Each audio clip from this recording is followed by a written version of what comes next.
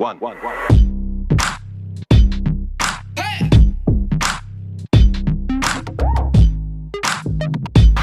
Governor ಅವರು, ನೀವು ಈ ಗವರ್ನರ್ನ ಸಂವಿಧಾನ ಹುದ್ದೆ ಈ ಬಿಜೆಪಿ ಏಜೆಂಟ್ ಆಗಿ ನಿಮ್ಮ ಸ್ಥಾನಕ್ಕೆ ಅಗೌರವ ಬರ್ತದೆ.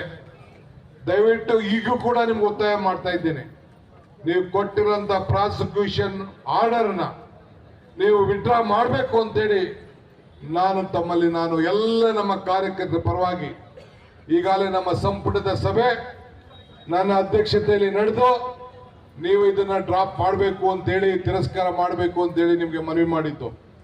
ಅದನ್ನು ನೀವು ತಿರಸ್ಕರಿಸಿ ಇವತ್ತು ಆದೇಶ ಕೊಟ್ಟಿದ್ದೀರಿ. ಇವತ್ತು ಕೂಡ ನಿಮಗೆ ನಾನು ಮನವಿ ಮಾಡ್ತಾ ಇದ್ದೇನೆ, ನೀವು ಕೊಟ್ಟಿರುವಂತ ಆದೇಶನ ಮರುಪರಿಶೀಲನೆ ಮಾಡಿ ವಾಪಸ್ ತೆಗೆದುಕೊಳ್ಬೇಕು ಅಂತೇಳಿ ಇಲ್ಲಿ ಒತ್ತಾಯವನ್ನು ನಾನು ಮಾಡ್ತೇನೆ.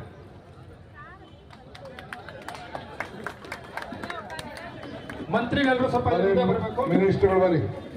ಪೋಡಿಯಂ ಇಳಿಸ್ಬಿಡ್ತೀನಿ, ಪೋಡಿಯಂ ಇಳಿಸ್ಬಿಟ್ಟಿದ್ದೀನಿ.